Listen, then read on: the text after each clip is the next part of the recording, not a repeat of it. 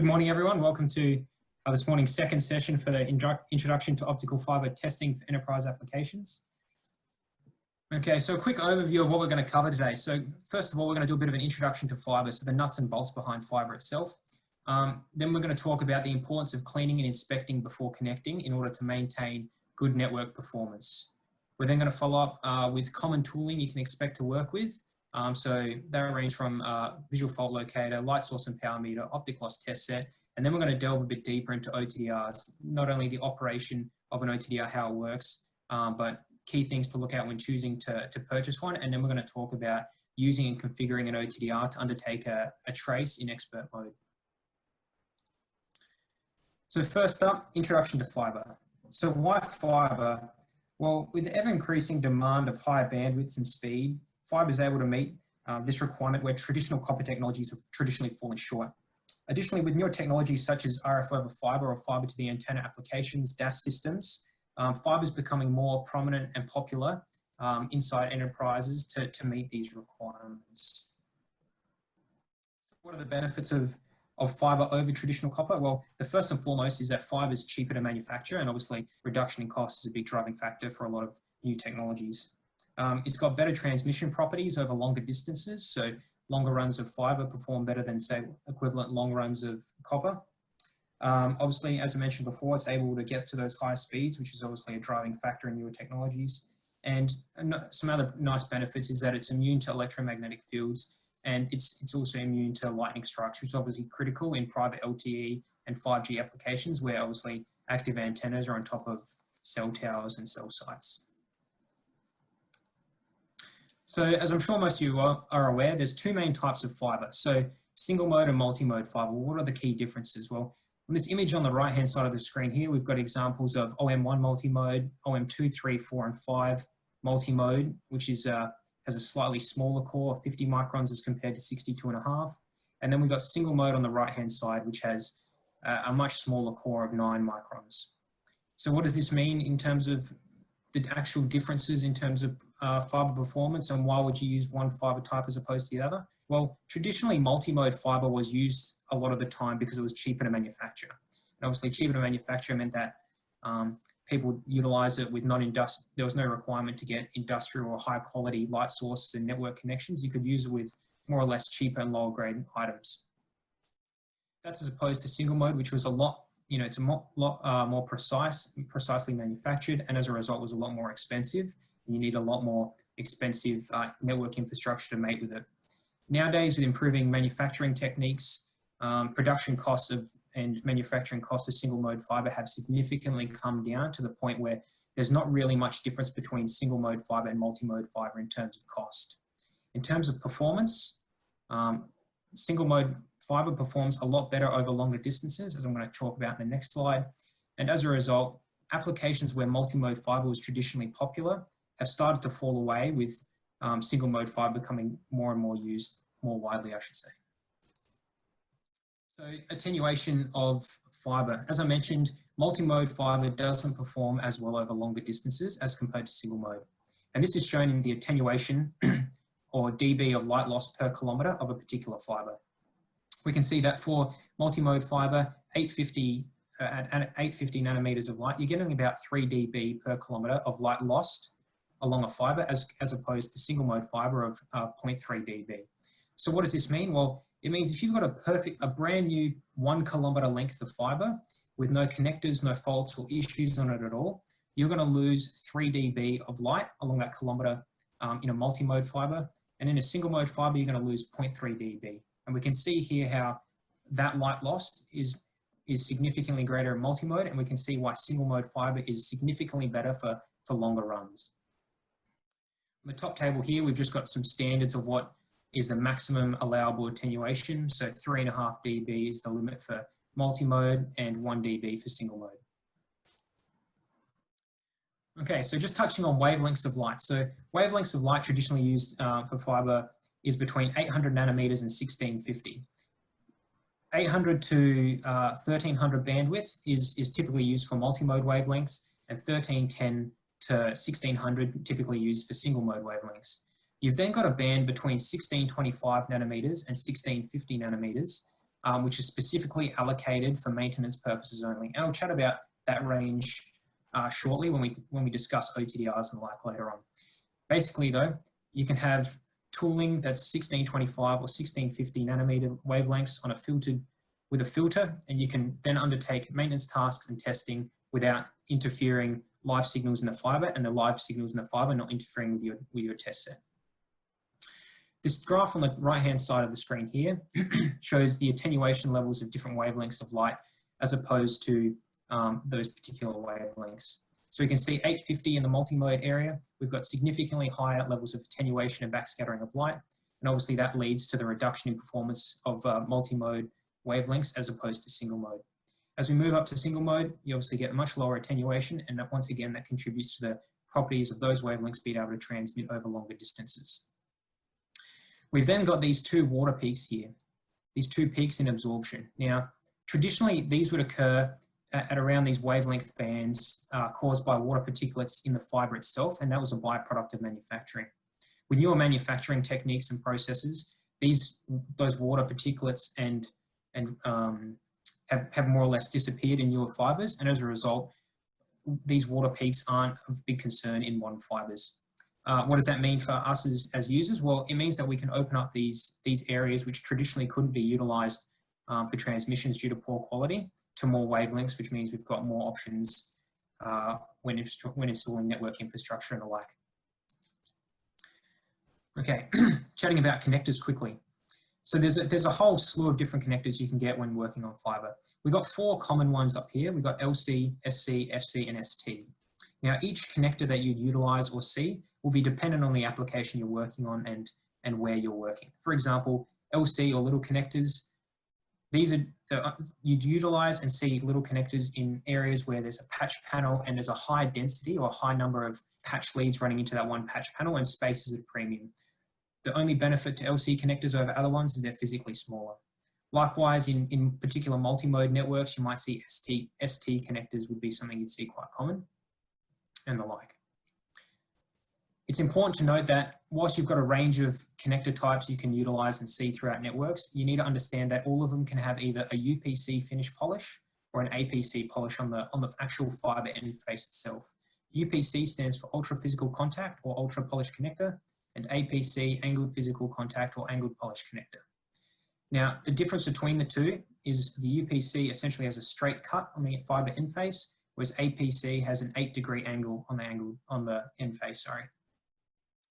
What does this mean? Well, it means that APC connectors are slightly better performing, and it's got to do with reflected light. When light hits the APC connector, the light is reflected up into the cladding as opposed to directly down the fiber interface, which means that the reflected light is weaker when it reaches back to the laser source. Important thing to note is that you can only connect APC connectors to other APC connectors and UPC to other UPC connectors. If you try and connect an APC connector to a UPC connector, whilst you'll probably physically be able to connect them together, what you're actually going to do is crush the end faces. And remember that these are glass, so they're very, very delicate. If you push a UPC connector on an APC connector, the APC connector is going to try and cut a groove or dig a groove or gouge into the UPC connector, and the UPC connector is going to crush the end face of the APC connector, obviously permanently damaging both connector end faces, and as a result, you're going to get a high loss event when those two connectors come together, potentially even bringing down your whole fiber link. So how do you identify the two? Well, if you look very closely at the end of the fiber, you might be able to see the different polish that you've got on each end face, but convention dictates that blue connectors like these ones in the image are UPC and green connectors are APC. So just remember that for making sure that you always connect green connectors to green and blue to blue, which is actually UPC to UPC and APC to APC. Okay, so we've talked about the nuts and bolts of fiber itself. Let's move on to talking about improving network performance. So around about 80% of faults in the field are caused by dirty connector end faces or damage and scratches on connector end faces. And how do these occur? Well, they occur when people aren't inspecting and cleaning before you connect. So we've got a little flow chart that should always be followed whenever you're connecting any two pieces of fiber together, whether that's your launch lead to your OTDR, your launch lead to your patch panel, two patch leads together.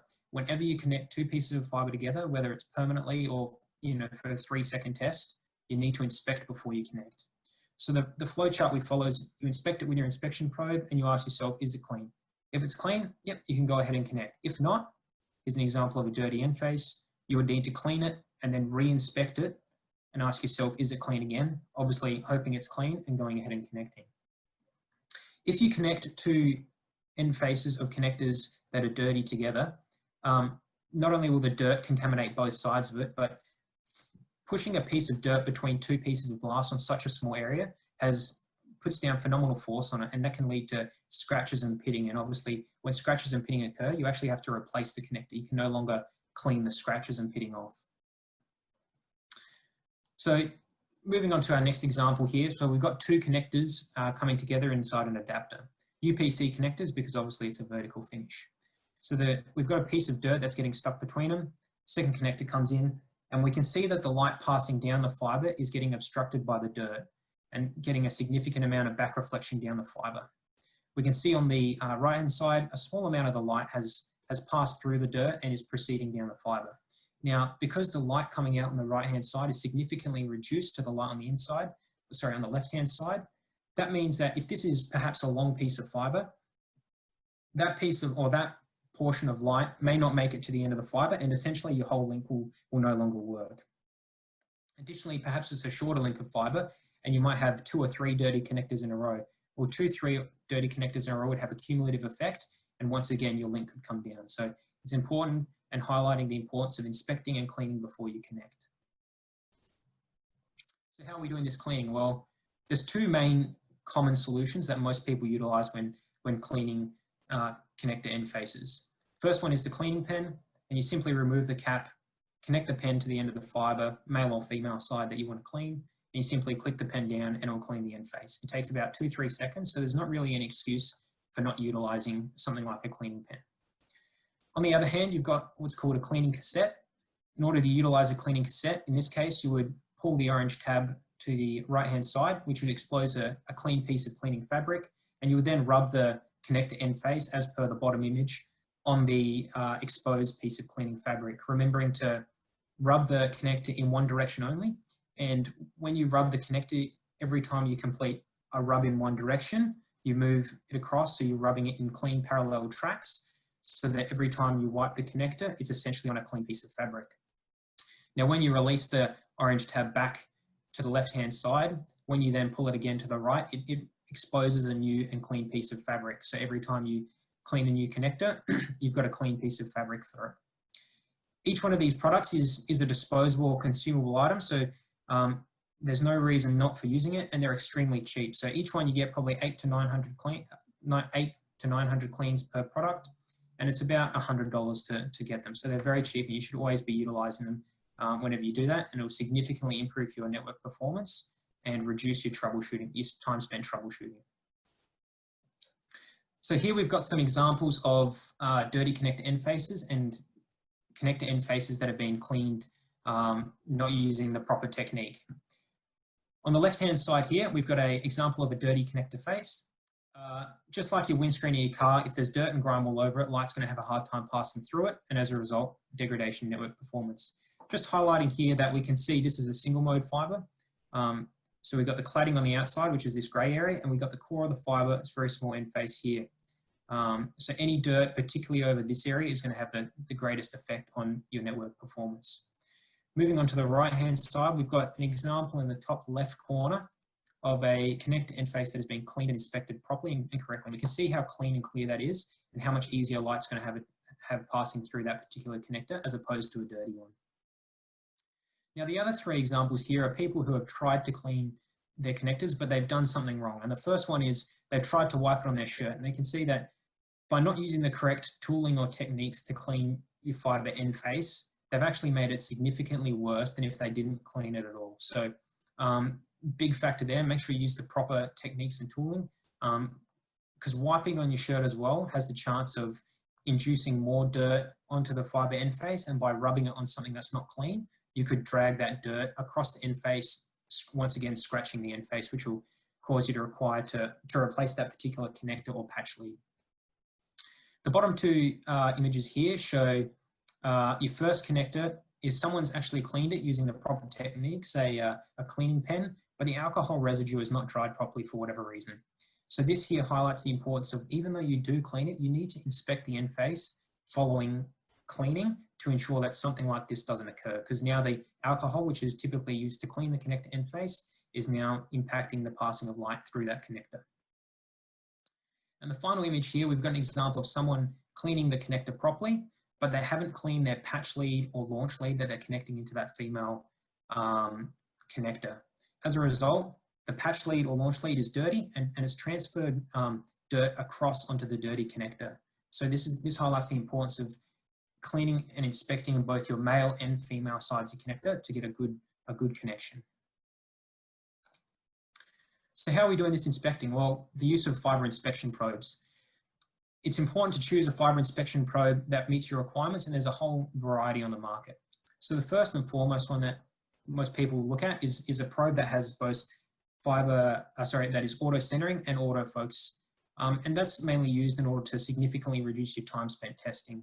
Other considerations to think of when you're looking at getting an inspection probe is, hey, do you want one that works with your particular OTDR? So in the case of Viavi, you can look at a P5000i inspection probe, which will work with any of your Viavi OTDRs. Additionally, you might want to look at, say, specialist requirements. And are you inspecting special type of connectors? For example, MPO connectors.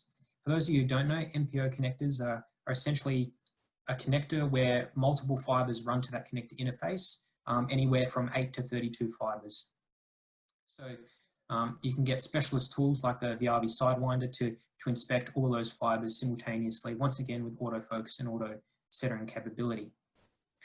Now, the reason why autofocus and auto centering capability is such a big consideration when you're choosing the inspection probe is the time you're going to spend testing and inspecting fiber end faces. On a normal OTDR trace, remembering that we have to always inspect before we connect, you have to inspect, obviously, when you connect your launch lead to your OTDR, there's 2 inspections, your launch lead to your patch panel, two inspections, your patch lead to your far end, there's another 2 inspections, and then obviously reconnecting the network once you finish testing, that's at least another 4 inspections if everything goes right the first time. If you're saving 20 seconds from using an autofocus auto centering probe compared to a probe that doesn't auto center autofocus, you're going to save yourself 200 to 300 seconds or 4 to 5 minutes every time you do an OTDR trace, which is a significant time saving. So just summarizing on fiber cleaning and inspecting, it's absolutely paramount and critical that you always inspect before you connect, or clean inspect before you connect. Ensure that cleaning is carried out using the correct techniques. If you don't use the correct techniques or use improper techniques like wiping your shirt, you could either make it worse, or you can also cause damage on connector end faces, which will obviously then require replacement and troubleshooting at a later point in time. And it's critical that you also utilize a suitable inspection probe for your testing requirement. And the reason that is not only do you want to save yourself as much time as possible, but if you make inspecting fiber end faces more difficult than it needs to be, then technicians and tradesmen may get lazy and don't think it's worthwhile, and they're not going to do it as much. So make sure you get a probe that's very easy and suitable for your team to be using. Okay, so that sums up fiber inspection. Now we're going to move on to basic fiber testing tools. So today, as mentioned before, we're going to go over the visual fault locator, light source and power meter, optic loss test set, and then we'll go a little bit deeper into OTDRs, or optical time domain reflectometers. First one we'll look at is VFLs, or visual fault locators. In very crude terms, think of a VFL as just a red laser pen. You can use it for 2 main things, and the first one is fiber identification, and the second one is basic fault finding. In fiber identification, an example of this would be you have 10 patch leads running out of a wall recess. They go into the wall recess, down the hallway or corridor to a patch panel, come out of the wall recess by the patch panel, and you want to identify which fiber you're connecting to which particular port. At one end of the fiber, you would connect the VFL, turn it on, walk down the other end of the hallway by the patch panel, and you identify the fiber where the red light is coming out, remembering not to look down the fiber itself, but to look at the fibers against your hand or on the floor for that red light. Obviously, this enables you then to connect it to the relevant port or position that you want it to. So that's the first use case for it. The second use case is as per this lower image just here on the right-hand side. So what we've got here is the VFL connected to a patch lead, and you can see that this patch lead has a break in it. So by utilizing a VFL, we can actually identify and clearly see physical breaks in fiber. And that's done a lot quicker and a lot easier than using a whole range of other test and measurement gear. So the pros of the VFL is that it's very cheap and easy to use. So once again, around about $100 will get you a VFL laser pen with range of about 5 to 10 kilometers, which is plenty for a VFL. The cons of using a VFL is that you need to have a view of the entire fiber. If this scenario where we're trying to troubleshoot with the VFL was in that example I just provided before, where the patch leads run into the wall recess, if there's a fault behind the wall recess, you're not going to be able to identify that or see that. So you need to have a visibility of the entire fiber you're testing. Next test sets we'll chat about are light source and power meters. So in basic terms, a light source and power meter essentially check the continuity of a piece of fiber. The light source, a light source or laser source is simply a device, and all it does is generate wavelengths of light at a particular wavelength dependent on the model you get. So traditionally you can get a single mode unit or a multi-mode unit. Single mode unit obviously can generate say 1310 or 1550, and multi-mode 850 or 1300 nanometer wavelength light. On the other end of you've also got a power meter, and a power meter, all the power meter does is detect how much light is arriving at that given power meter. Most power meters have the capability to do both single mode and multi-mode wavelengths, but obviously make sure you get a suitable one for your light source when you purchase a unit. How do you use them? Well, before you take them out in the field and use them, or before you're about to use them in the field, I should say, what you want to do is connect a patch lead or a short piece of fiber, maybe 1 to 2 meters between the two units. And what you're going to do is a quick serviceability check and make sure that they're roughly calibrated.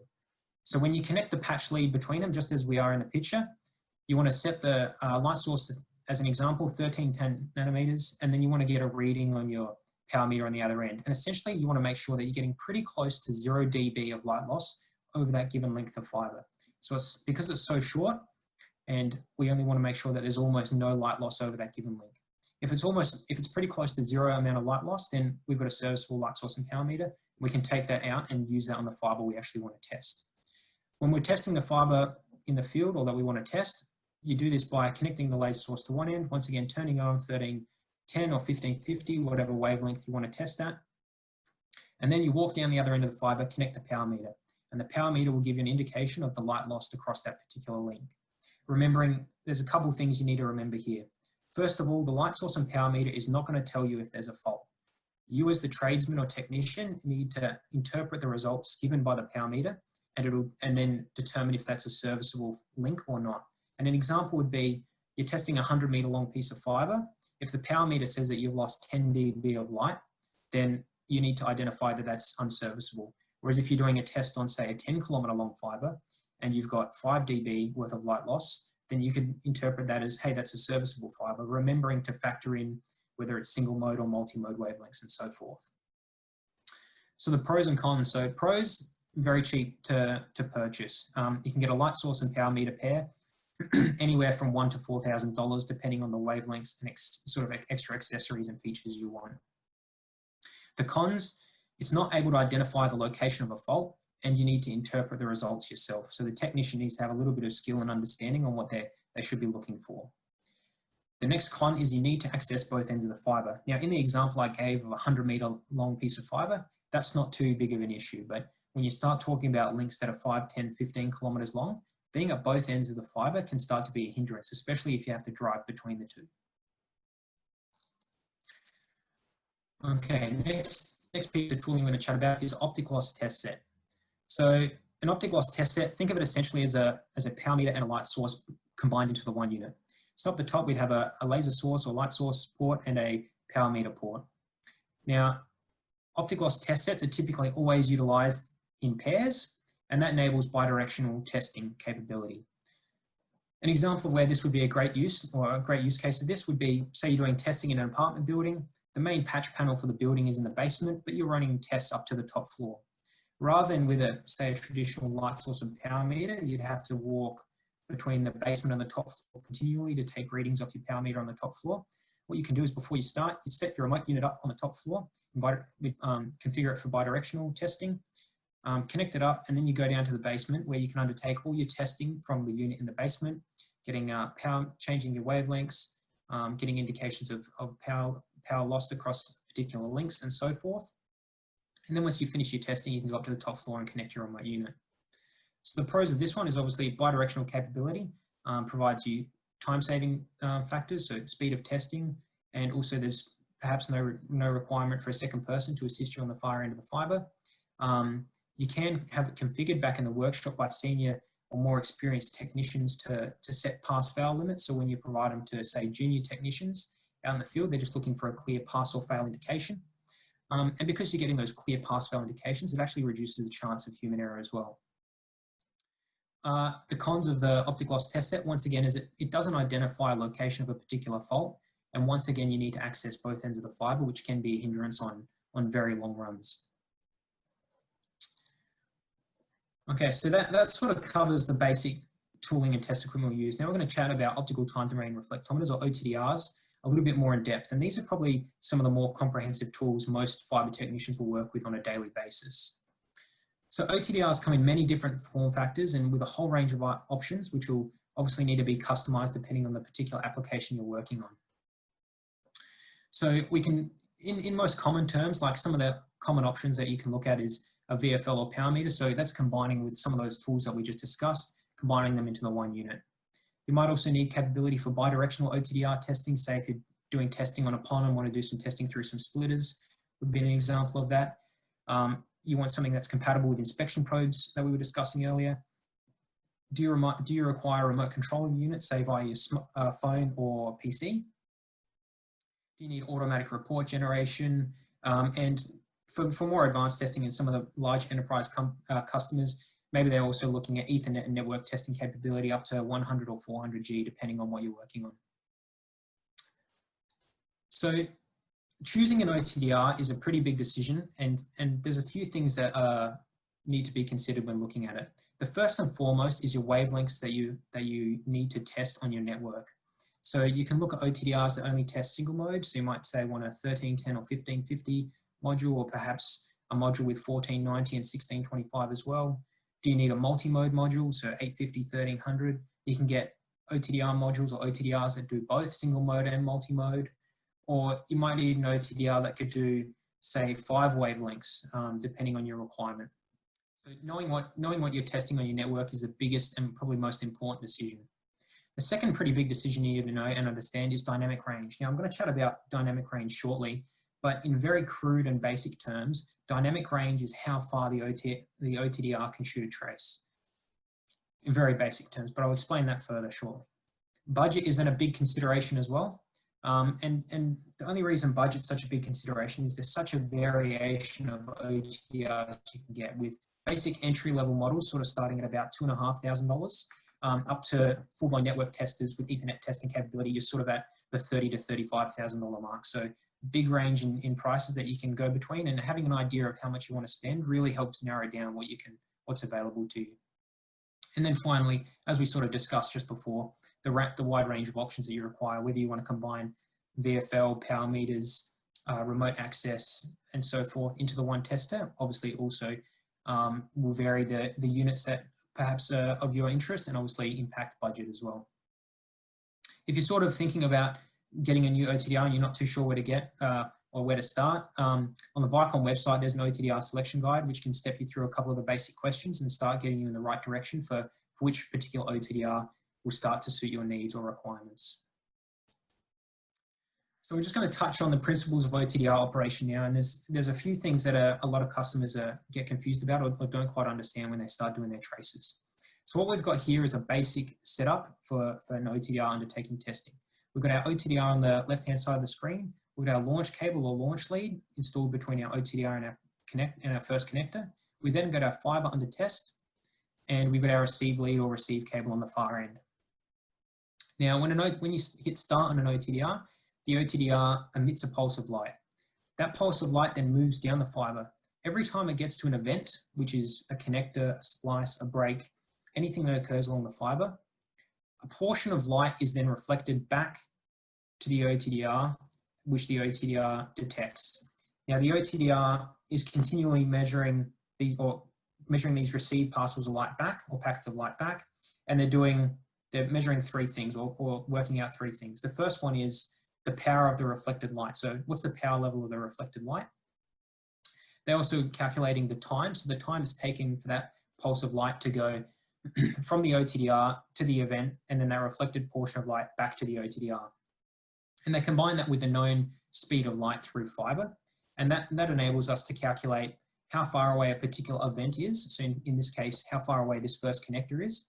And because it knows the amount of light being reflected back, it also is able to calculate how much light, because it knows how much light is reflected back, it knows how much light is continuing down the fiber, and can give us an indication of that as well. So how big this event is. Obviously, that portion of light then continues down the fiber, and it'll continue to do this right along the fiber. So it could be continuing to get reflected portions of light back to the OTDR, which is then calculated and combining in a trace, which I'll show you shortly. Just quickly, why do we utilize a launch cable and a receive cable on an OTDR trace? Well, an OTDR, no matter how good an OTDR you get, your OTDR is going to have what's known as an OTDR dead zone. And essentially an OTDR dead zone is the very first portion of fiber under test your OTDR can't see. And that's caused primarily by a large amount of backscattering light occurred when the initial pulse is released from the OTDR. What this means is if we didn't have a launch lead in this position, where essentially the very first connector in the fiber under test is going to fall into that OTDR dead zone, which means that we won't be able to check the serviceability of the very first connector and the first few meters of the fiber under test. So in order to enable us to see that very first connector, we use a launch cable or a launch lead, which is essentially a tool, you keep in your toolbox, and it simply just removes the OTDR that little bit further back from the network, so then we're able to see and inspect that very first connector in the fiber under test. Likewise, a receive cable, which is identical to a launch lead, they're interchangeable. A receive cable enables us to check the serviceability of that very final connector. If the receive cable wasn't there, we wouldn't be able to see if that last connector is serviceable or inserviceable. And that's why you need to utilize a launch lead and receive lead in order to check the very first and very last connectors in your fiber. Okay. So as I mentioned before, an OTDR sends a pulse down a particular fiber. Now, it doesn't just send one pulse, it's sending thousands of pulses and averaging all of the results together in order to get a very clear and precise image of the entire fiber under test. When we've got our OTDR conducting those thousands of pulses, averaging those thousands of pulses of light, this is the result that we're getting here. And this is an OTDR trace. This OTDR trace lines up pretty well with the OTDR trace that we've just explained here with this fiber under test. And we can see that at each connector, there's a reflective event, and the reflective event is shown by this spike of light coming here, which is obviously being reflected back to the OTDR. We can see then, because some of the light is being reflected back, there's also a drop in the loss when the light levels after the connector. And that's indicated by this step here. So we've got power or loss here and distance from the OTDR along the bottom. And we can see when it gets to a connector, there's a reflective event, and then there's a drop in the amount of light after that. And at each connector that occurs, what you'll notice is that the splice is actually a non-reflective event. So you've got two main types of events, and that's a reflective event and a non-reflective event. And in a non-reflective event, there is no reflected light back to the OTDR. Just a portion of light is lost due to the splice. And obviously down the far end, we've got two reflective events for these two connectors as well. Just a quick point, this angle of the OTDR trace here is caused by the fiber attenuation that I was talking about at the start of the presentation. So remember I mentioned that single mode fiber loses 0.3 dB of light loss per kilometer. Well, that's shown on your fiber trace by the angle which is going down here. So even when there's no connectors or no issues with the fiber, it's a clean piece of fiber, we're still losing power over distance as the light tries to pass through the glass. Now, sometimes in shorter traces, you won't be able to identify that downward trend, and that's because the fiber or the trace is too short to identify that. All right, so we talked about OTDR dead zones before. Now we're also going to just quickly mention event dead zones. And an event dead zone, like an OTDR dead zone, is essentially a dead zone immediately after a particular event along a fiber. So you won't be able to see any events occurring immediately after an initial event. And the length and size of your event dead zone is essentially determined by the pulse width of your light. And I'll chat about pulse widths of light shortly. All right, dynamic range. So dynamic range is the parameter defining the maximum optical loss an OTDR can analyze from the backscattering of light. In very basic description, it's how far an OTDR can shoot a trace. And we do sometimes have difficulty explaining this to some customers, that whilst having a high dynamic range does enable you to shoot a longer distance in terms of kilometers, there are some issues in that thinking. And I'm just going to try and cover a couple of the issues in that thinking shortly to help better understand how dynamic range and distances you can shoot a trace with an OTDR overlap and work together. So here an example, we've got the same fiber under test, same number of connectors and so forth. We've got a little bit more information this time though. We've got a 20 dB dynamic range OTDR here on the left-hand side. And once again, like I said, same setup. We've got our launch lead. We've got our connectors on our network, all with 1 dB of light loss for simplicity, and a splice with 0.1 dB, and then 2 connectors down the end again. Now we've got a 10-kilometer long fiber. And remember, I said at the start, for single mode fiber, you can expect to see about 0.3 dB of light loss per kilometer. So for 10 kilometers, that's 3 dB of light loss. So over this entire 10-kilometer link, with all these connectors and splices factored into it, we've got 8.1 dB of light loss over that particular link. Now we've got a 20 dB dynamic range OTDR. So because we've got a 20 dB dynamic range and there's only 8.1 dB of loss, we're able to see the entire length of the fiber and all the events along the fiber. So if the dynamic range is greater than the loss, you're able to see the whole fiber. Now let's go to the next example. Once again, we've got a 20 dB dynamic range. We've got the exact same network setup, all the same loss levels, but we've now got a 70-kilometer long fiber, so considerably longer. And because it's considerably longer, once again, 0.3 dB per kilometer, we've got 21 dB of light loss over a 70-kilometer long link. So our total loss for the link is 26.1 dB. We've only got a 20 dB dynamic range OTDR, which means that our OTDR is not going to be able to see the entire length of the fiber. The trace on the OTDR is essentially going to fall into the noise floor before the end of the fiber is reached. So on that trace that we saw earlier, that graph is essentially going to run into the floor before we can see the entire length of the fiber. And we're not going to be able to identify all the events towards the end of the fiber. Now in this scenario or this situation, if we had a 30 dB dynamic range OTDR, because that 30 dB dynamic range OTDR would be greater than the light loss, we'd essentially be able to see the whole length of the fiber and all the events along it. So 30 dB dynamic range in this scenario, we'd be able to see 70 kilometers of fiber. Now keep that in mind, because now we've got a 30 dB dynamic range OTDR and only 40 kilometers of fiber. So we've got 30 kilometer shorter piece of fiber, but the connectors along the fiber now are significantly worse. So obviously no one's been cleaning or inspecting before they connect. We've got damage from hauling, perhaps maybe someone's put a zip tie around a fiber, which obviously has crushed the glass. Splice is a little bit worse, and obviously these two connectors here haven't been properly inspected and cleaned before they've been connected again. So we've got a 40 kilometers, so we've got 12 dB of light loss. But because we've got all these extra events here, we've actually got, our total link is now 37.5 dB of light loss with our 30 dB dynamic range OTDR. What does this mean? Well, even though we've got a higher performing OTDR, and in the previous example, a 30 dB dynamic range OTDR could do 70 kilometers, it cannot complete testing on this 40 kilometer link because the network performance is too poor. So once again, this highlights a couple of things where just because you get a high dynamic range OTDR doesn't mean you can shoot a further distance. It's also dependent on your network performance and how well your network's being maintained. So all of these inspecting before you connect, as we discussed before, have given you cumulative buildup. If these were all 1 dB events from being properly inspected and connected, you'd still be able to see the entire length of the fiber because we'd save ourselves 2, 4, 6, 8, 10 dB of light loss. It would be under the 30 dB dynamic range limit. So hopefully that clears up dynamic range for some people. Okay, so we're next going to just quickly talk about undertaking a trace on an OTDR.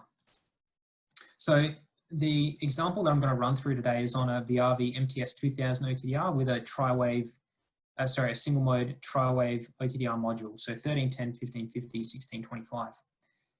Whilst I'm giving an example on an MTS 2000 for Viavi, all the GUIs on the MTS 2000, 4000, 5800, 6000, so on, are all more or less the same. So you should be able to follow the same steps, pressing the same buttons on the menu and so forth.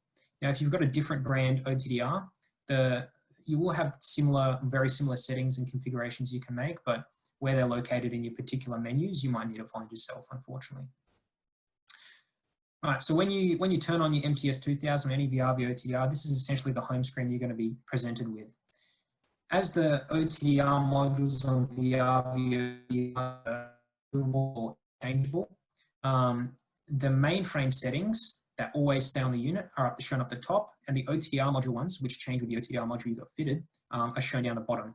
So up the top, we've got our remote access. If you wanted to remote control your OTDR as an example, or upload results to the cloud via Strata Sync, they're shown in the top half. Whereas your OTDR capability in your expert mode is shown down here, which is what we're going to go through today. Just knowing that if you're a little bit nervous or novice on what you're doing, you probably want to go in the smart test mode, which is essentially like an OTDR wizard. It'll ask you 3 or 4 questions and it'll start running a trace for you. So it's very automated, that one. So today we're going to go through expert OTDR. So when you select the expert OTDR mode, this is the screen that's going to greet you with. What it's going to show on this screen is the last trace that you've conducted. Now, if you've got a brand new OTDR, this OTDR screen will be black or blank. The screen is split up into 3 main areas. So the first one is your primary trace view. On the right-hand side, we've got our first lot of menus. So up the top, this is the button that lets you switch between trace view or Smartlink Mapper, which essentially replaces the traditional trace with small icons. I'll show you that screen shortly. The zoom and shift button, which enables you to obviously zoom in and shift the trace around to get a better view as required. Next option lets you select and move cursors A and B as required.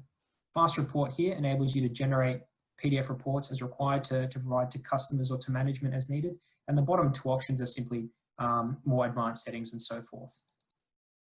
The third portion of the screen is down the bottom here, and that is a summary of each event along here. So we can see event 3 is shown, event 3 is highlighted, and it gives you a summary of event 3 of what's going on.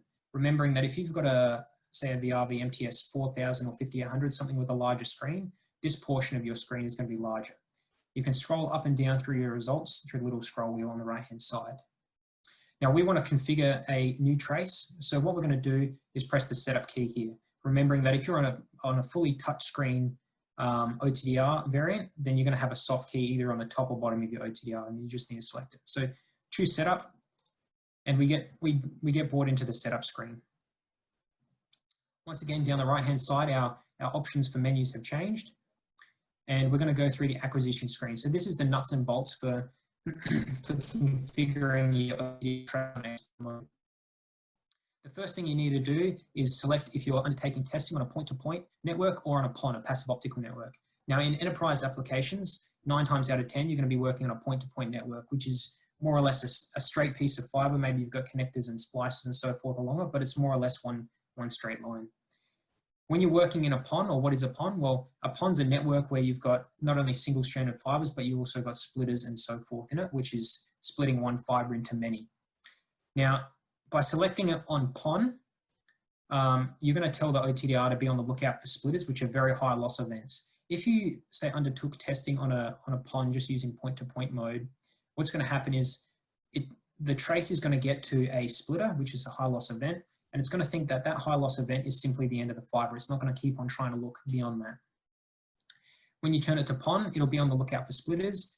It'll identify when it reaches a splitter, and then it'll try and continue to read the trace beyond that particular splitter. Remembering that best practice, if you're doing testing on a PON, is to undertake your testing from the furthest most point from the core and shoot the trace towards the core, as opposed to starting or running your trace from the inside of the network out to the most remote parts of the network. And that's got to do with how the light passes through splitters. Okay, the next option you've got is for your laser or wavelength that you want to utilize for your testing. It's best practice and recommended that for your use of testing, you combine 2 wavelengths with the greatest distance or greatest difference between them. So in this case, it would be 1310 and 1625. And the reason for that is that gives you the best chance and most accurate readings of picking up macro bends and so forth in your tests. Remembering that the wavelengths that you might need to choose or utilize could be stipulated in internal company policies or perhaps particular standards that you need to meet. So keep that in mind when you're choosing your wavelengths, as well as what's required by the enterprise you're working for. Next option is acquisition mode. So today we're going to go through obviously manual, which gives you full control of range, pulse, and resolution settings.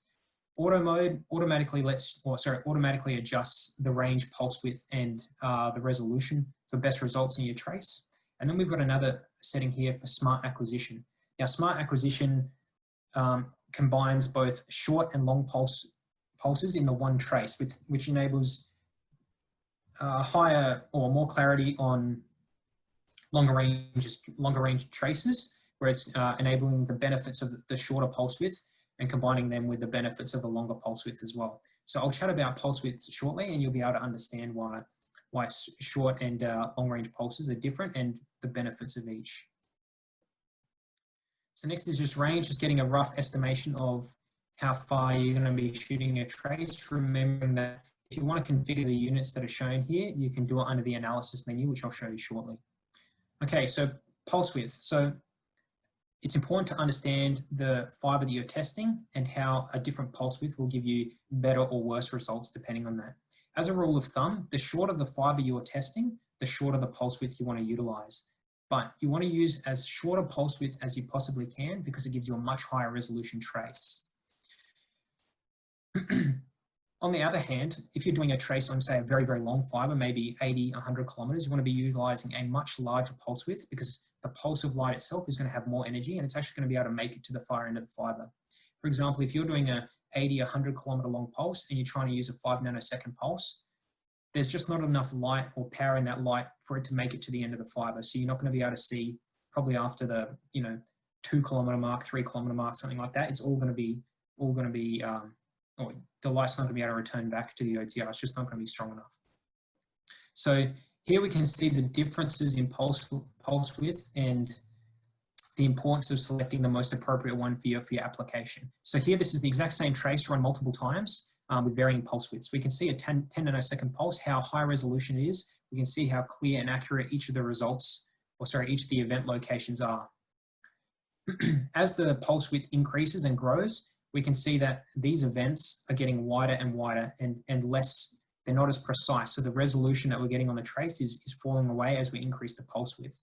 We can see here that on a 10 nanosecond pulse, the event dead zone is almost negligible, like it's very, very small indeed. Whereas on a 3 microsecond pulse, this entire area here is an event dead zone, which means that if an event was to occur immediately following this particular event or this particular connector, say, then we're not going to be able to identify that on a 3 microsecond pulse. We'd be missing entire issues with fiber. So that's why it's important to utilize the smallest pulse width that's going to enable you to test your entire length of fiber.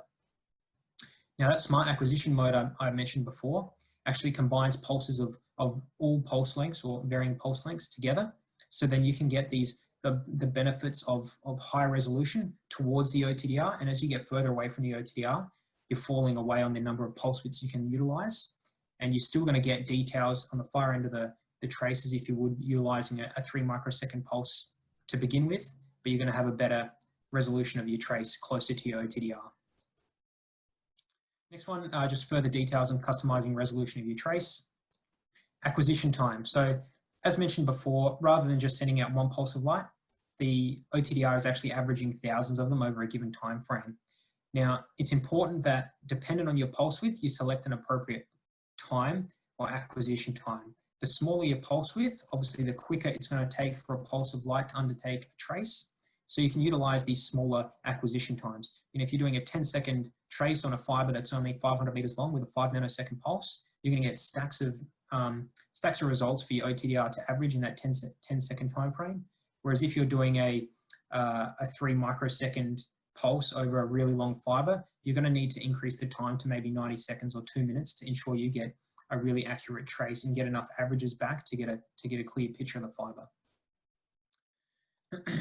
OTDR connector test. So an OTDR connector test is pretty much a serviceability thing, and what you're doing is you're checking the continuity or serviceability of the connection on the OTDR before and removing that from the network on the test. So if you're experiencing troubleshooting and you're not too sure what the issue is and you want to make sure that the OTDR is serviceable, what you can do is you can set the OTDR connector test and make sure that the connection from the OTDR to the fiber under test or to your launch lead is serviceable. And here you can choose yes and continue with the trace, or we just want to check yes and abort, which would be just, let's just check the OTDR for serviceability, and then I don't want to run a trace. And the reason that's important is if you've got it for 3 wavelengths on 3-minute acquisition times, you're going to have to wait 9 minutes if you click yes and continue there. So that's why there's a yes and abort function. And finally, the last setting on this particular menu is for launch cable. Now, you always want to, or you should always be utilizing a launch and receive cable, as I mentioned before, the benefits of doing that, and that's in order to get a full picture of your fiber. By selecting these on your Viavi OTDR, what it's actually going to do is enable you to see the launch lead on your trace, which I'll show you very shortly. So that's your acquisition menu. Just quickly on your alarms menu, most of these alarms are set pretty well already, but make sure that you customize your splice loss and connector loss alarms to meet your given enterprise standards or whatever you're testing against. And that way it'll automatically identify faults and issues when you conduct your trace. This is the menu where we adjust them, and I'll chat about these shortly and how it impacts your final results on your reports and so forth. Analysis menu. Here's where you change your section attenuation units. dB per kilometers is pretty safe, but distance unit is probably a big one that we want to be changing, and that's feet here. We obviously probably want to change that to meters if we're working in metric units, which most people probably would be.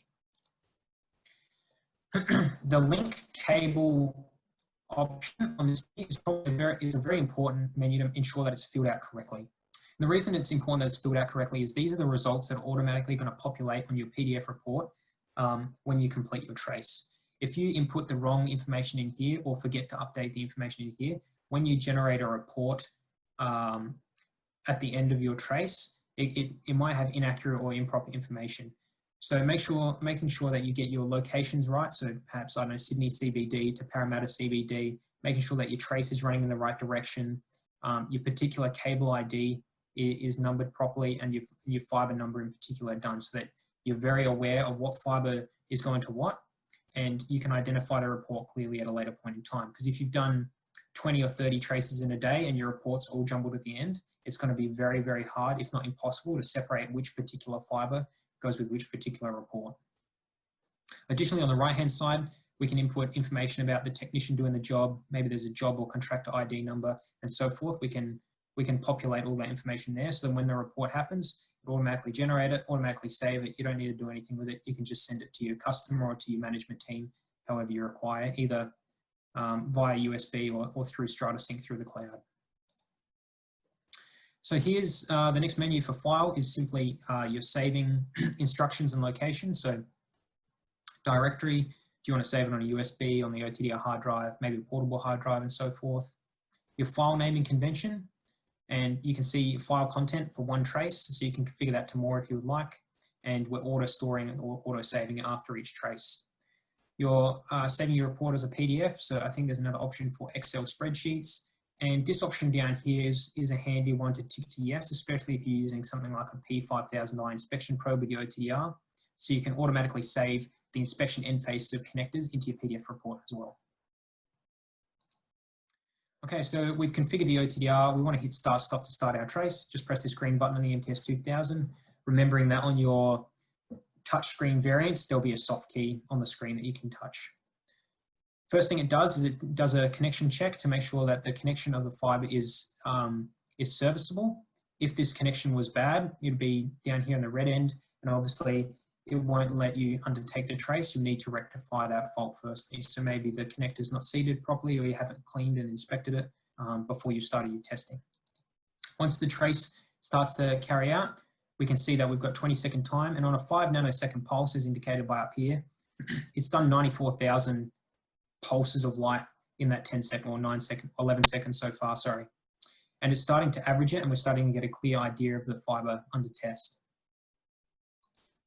Once it's complete, this is the final view. So remember that we selected to show our launch lead. So here we go, this little icon up here identifies the launch lead, and this other one over here identifies a receive cable. So now we know that our particular fiber under test is only in this area between events 1 and 6. This little icon here shows our end of fiber or end of cable under test. So after the launch lead, that will show. Now this particular view can be a little bit hard to interpret all the information and it's not showing very nicely. So what we do is up here, we're going to go through our Smartlink Map of View, and this is actually going to be a lot more clearer and precise on the information presented to technicians and staff and so forth. So we can see here that because we ticked our launch lead option on our settings, it's actually removed our launch lead from our test, which is what you want to do, because remember, a launch lead is essentially a tool. It's not part of the fiber you're testing. So the 0 meter mark starts after the launch lead. We've then got our 4 connectors that we've tested. We've got our receive cable on the far end and our end of fiber as well shown. We can see that there's 2 serviceable connectors here shown in green and 2 failed connectors in the center shown in red. Summary of the link total is shown here. We can see that it's failed with a red X, and that's probably due to the average loss per dB per kilometer of 4.22. Remembering for single mode fiber, the limit's 1, and you can typically expect 0.3. Now we do have events along the fiber, which obviously increase that, so we need to factor that in as well. And then because we've got 2 failed connectors here, we've got alarms shown at these 2 locations, and it's probably a bad or dirty connector. So moving on, we're just going to, if you've got a touch screen here, you can just touch on a particular connector to get more information on it. We can remember those fail thresholds I talked about earlier. We can see that the fail threshold here is shown. So anything over 0.5 dB of light loss is going to be a fail, and in this particular case, it's 0.315, so it's serviceable. On the other hand, this next connector along, once again, the same fail threshold that we configured earlier, but now it's 0.575, so it's over that fail threshold, and as a result, it's failed. Now, excuse me. So that gives us a full summary of our report that we can customize and move through on our Otdr. But now we've completed our test and we want to provide a report to our management. We hit that fast report button on the right-hand side of the screen. That brings up this report, PDF report automatically generated. We can see up the top, it's got all the configuration settings that we've talked about. And this is why I talked about making sure that your location is accurate and your fiber ID and details are accurate as well. So that will be automatically populated up here. And if you've got the wrong details configured on your Otdr, when you comes to the end of the day and you're downloading your 10 or 15 trace reports, it's going to be hard to sort them out. Your details for your unit and your test configuration is shown in the next portion, and then your Smartlink Map of View. Now in this instance, this particular report was only done on a launch lead, so there's not much information here other than the start and end of the fiber. We've got our trace of that particular launch lead shown as well, and a link summary of everything that occurs along that particular link. Now, because we also turned on the inspection probe capability, we've actually got the end faces shown of each fiber, so we know that they've been inspected and clean and ready to go as well. That concludes this morning's webinar on fiber optic tooling and test equipment for enterprise applications. Feel free to get in touch if you needed any further details or information. More than happy to help. Thank you very much.